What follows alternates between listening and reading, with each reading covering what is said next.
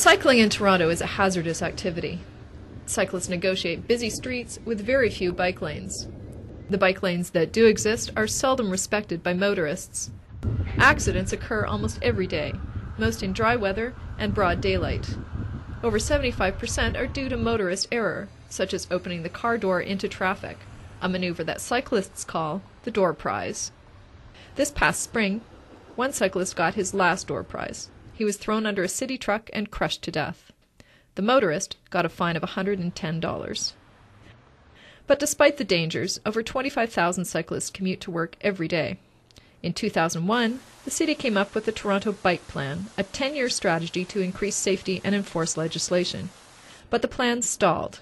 As of last year, only 8% was complete. This spurred bike groups to form the Toronto Cyclists Union. Yvonne Bambrick quit her day job to work on the union full-time. As a cyclist in Toronto, I think the number one hope, and sort of the number one at the top of the cyclist wish list, is better infrastructure for cycling.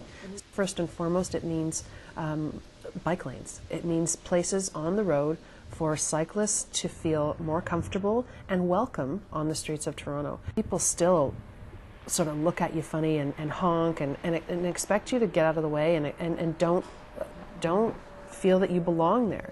So bike lanes go a long way to showing all road users that there is a place for cyclists on the road. You become a different person in an automobile, and that person is not a community person. You're in your own little personal bubble space. You don't hear other things, you've got music going normally, and then when you break into the reality of that shared space, it should be as automatic as putting on your seatbelt. You take off your seatbelt, you get your stuff ready, you do a full shoulder check. It's not just about looking in your mirror. The union is reaching out to drivers and cyclists alike. They've established marshals in each ward, people who gather the issues and bring them to their councillor. All this is to push the bike plan back on track. Some councillors at City Hall are resisting the changes, but Councillor Adrian Heaps is a proponent of the plan and welcomes the union's help. There's a lot of pent-up frustration out there from people in the cycling community and also beyond.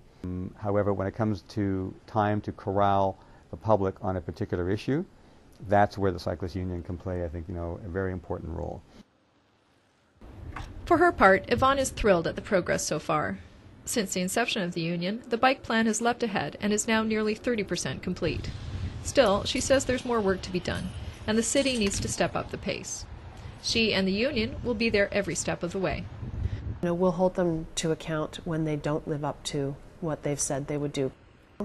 This is a great city. We can make it even better if we could really accommodate the cyclists that exist there and encourage others to cycle more. Sylvia Squair, Western Journalism.